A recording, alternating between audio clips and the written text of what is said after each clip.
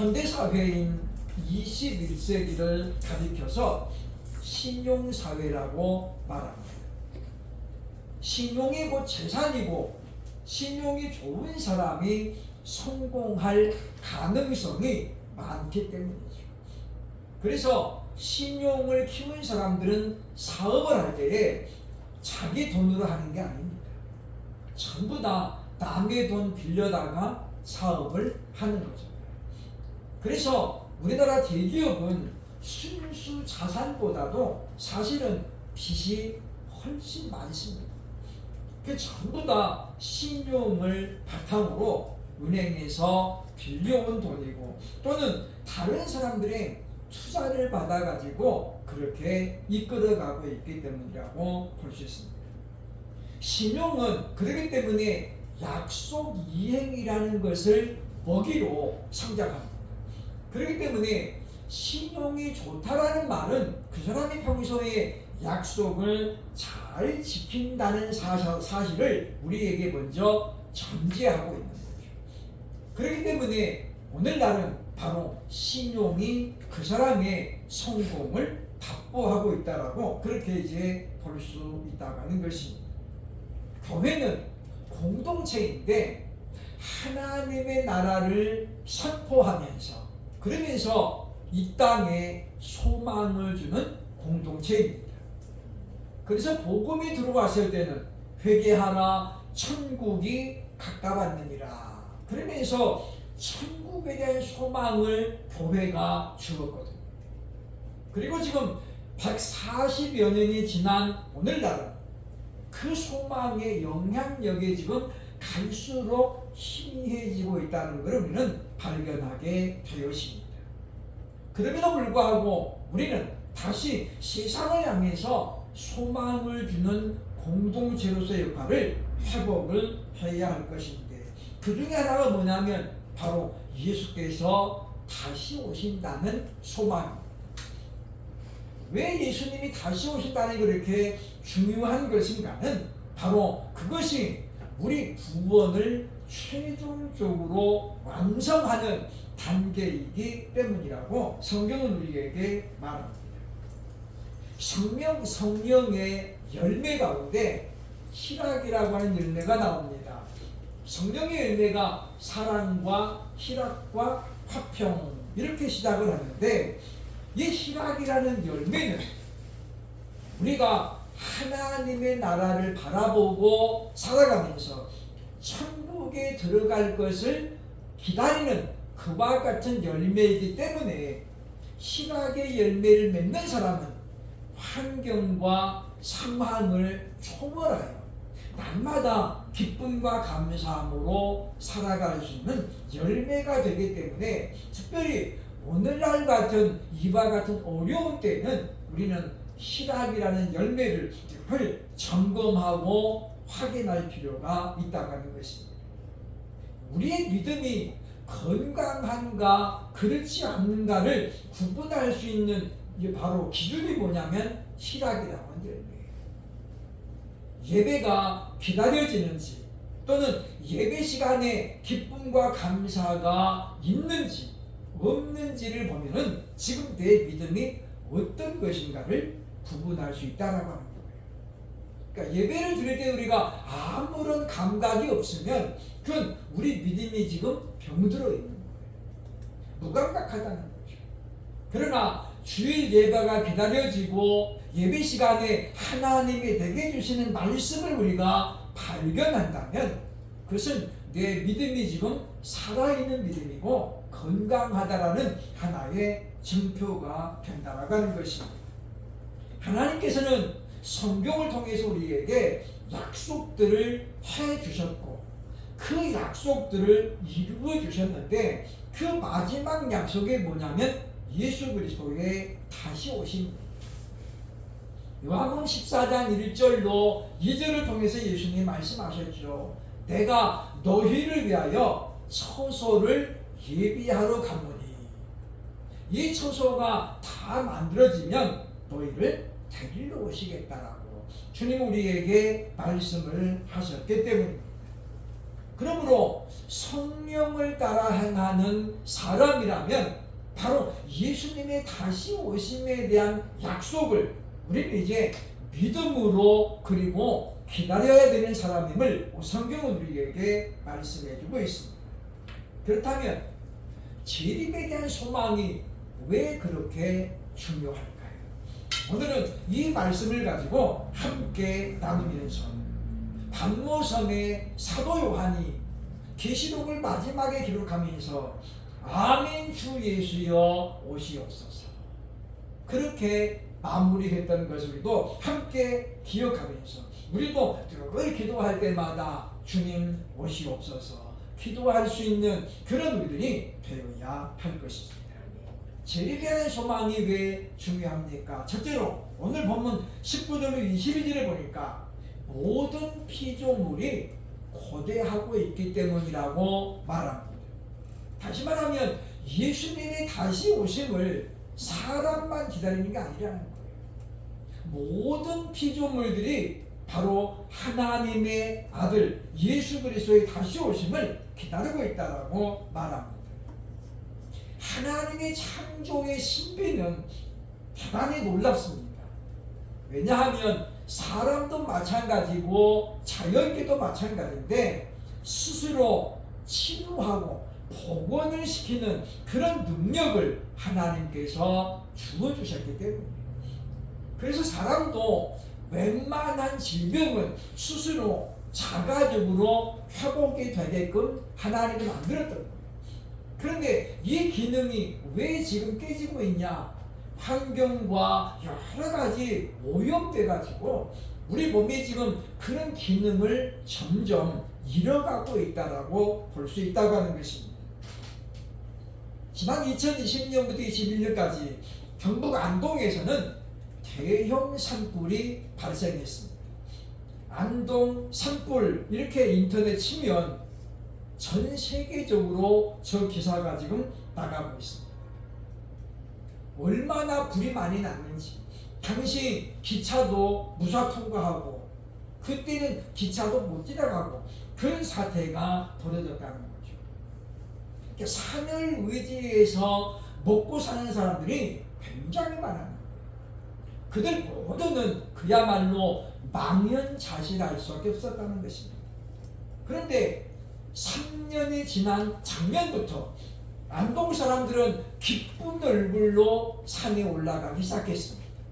왜냐하면 그 산불로 모든 것이 다 타버렸는데 나무 한 그루 풀 한 폭이 없는 그곳에 바로 고사리가 우후죽순처럼 올라오기 시작했어요. 원래 고사리는 산불이 나고 난 다음에 많이 나온대요. 그런데 누가 거기에다 고사리 씨를 뿌렸겠습니까?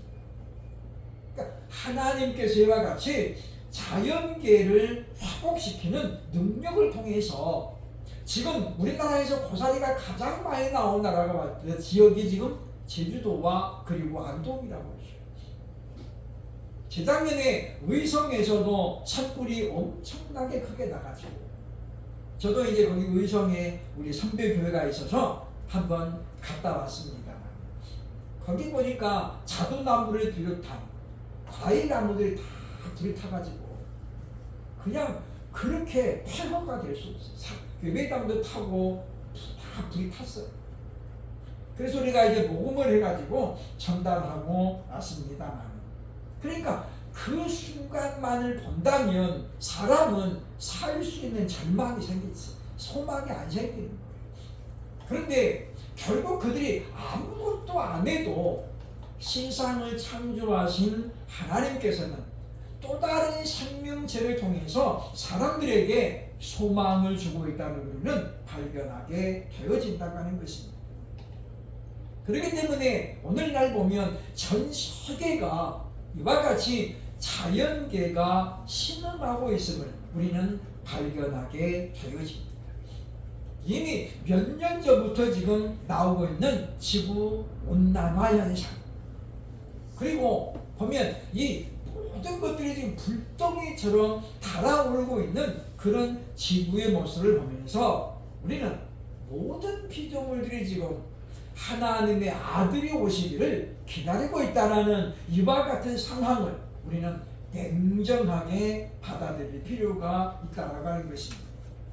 본문 19절과 21절, 22절에 이렇게 말합니다.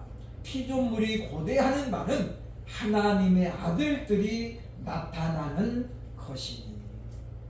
창세기 6장에 보면 하나님의 아들들이 사람의 딸들에게 반해서 혼인했다 그랬는데, 여기 지금 하나님의 아들들이, 이 말은 하나님을 온전히 믿음으로 섬기는 하나님의 자녀들을 말하는 거예요. 그 첫 번째가 누구냐면 예수 그리스도라고 성경은 우리에게 말씀하고 있습니다. 그러면서 21절 20에 보니까 그 바라는 것은 피조물도 썩어짐의 종로로 단돼서 해방되어 하나님의 자녀들의 영광의 자유에 이르는 것입니다. 피조물이 다 이제까지 함께 탄식하며 함께 고통을 겪고 있는 것을 우리가 아멘이라 라고 바울을 통해서 주님은 우리에게 말씀합니다. 그러니까 피조물들이 지금 함께 탄식하며 함께 고통을 겪고 있다는 거예요. 누구 때문에요? 사람 때문이라는 것입니다. 인간의 과욕, 욕심이 결국은 전쟁을 계속 일으키는 거죠.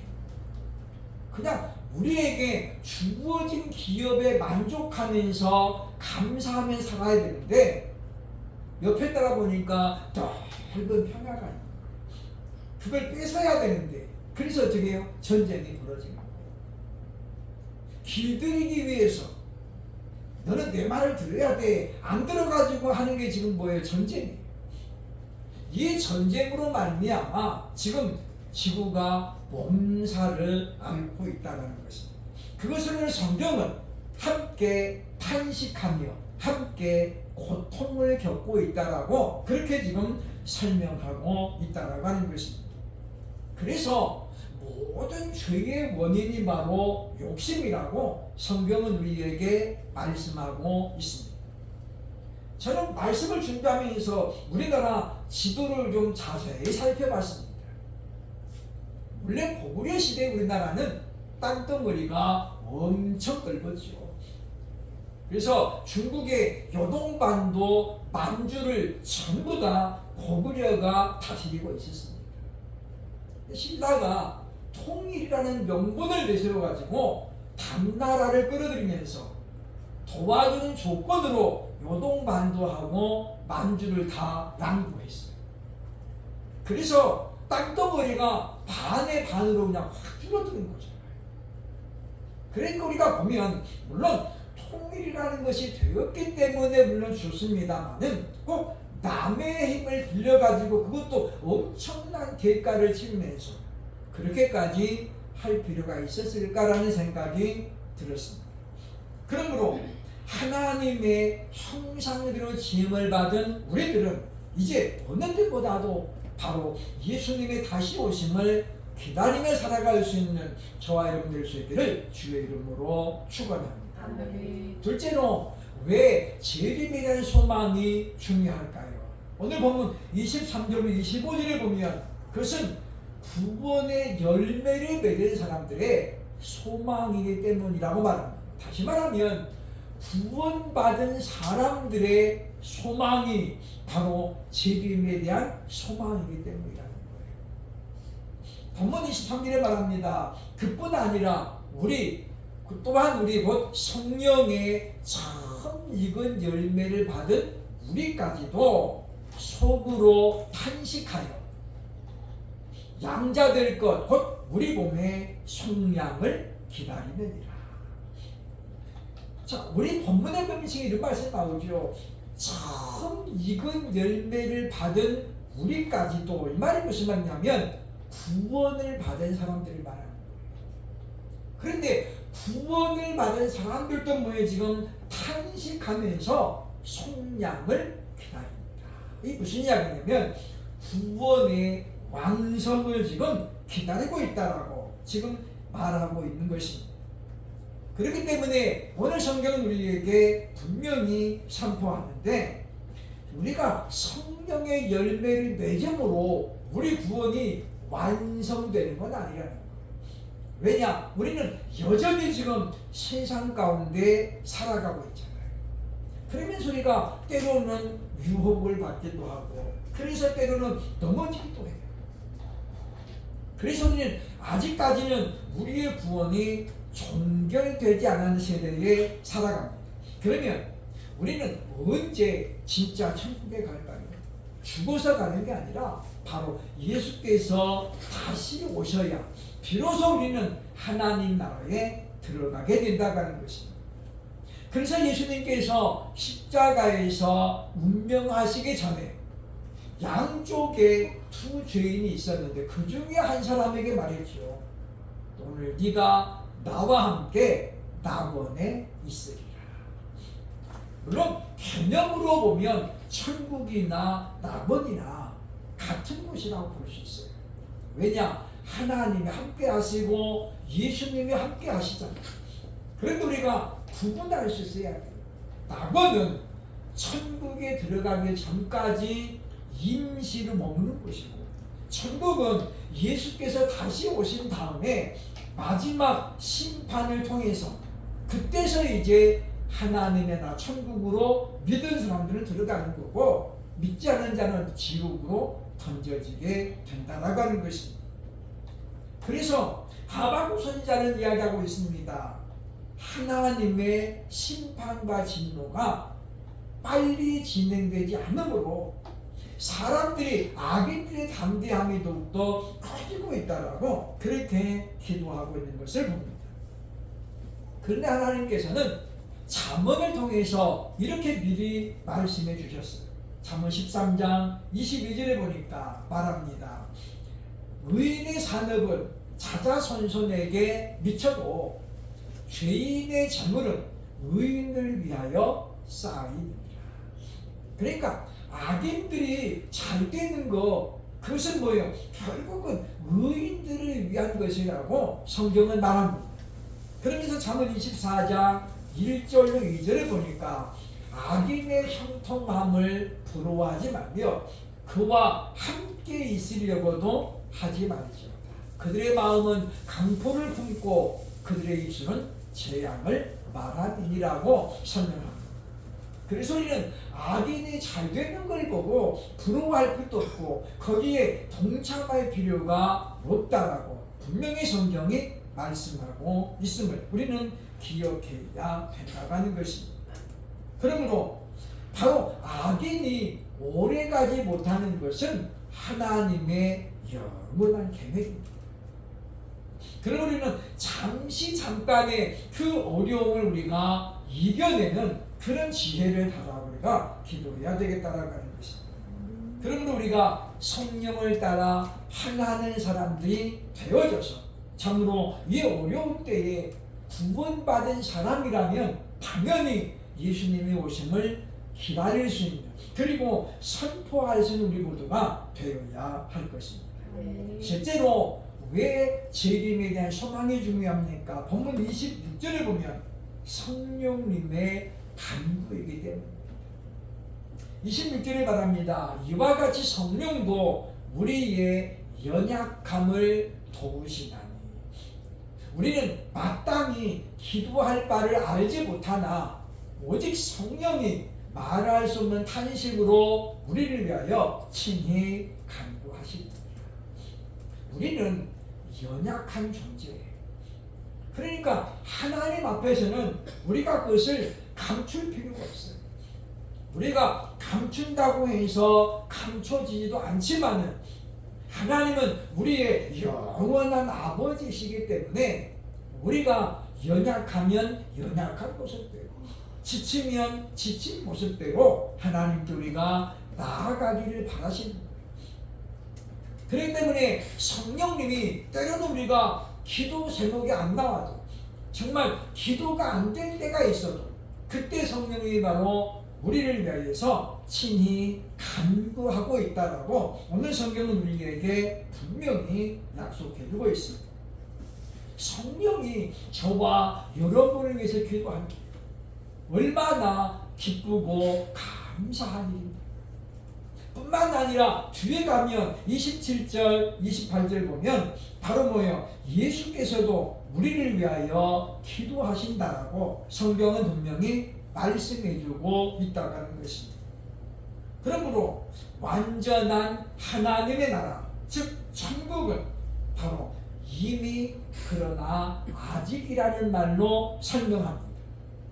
우리의 구원은 이미 그러나 아직이고 우리의 천국도 이미 그러나 아직이에요. 무슨 이야기냐면 우리가 예수를 믿음으로 구원을 우리가 받은 거예요. 그러나 아직 뭐예요? 완성되지 않았다는 거예요. 왜냐하면 우리는 그런 사람들을 볼 수 있잖아요. 교회를 정말 열심히 다녔는데 몇 년 지난 다음에 보니까 전혀 이제 다른 사람들이 있는 분을 볼 수 있어요. 아, 나 교회 안 나간 지 오래됐어요. 이런 사람들.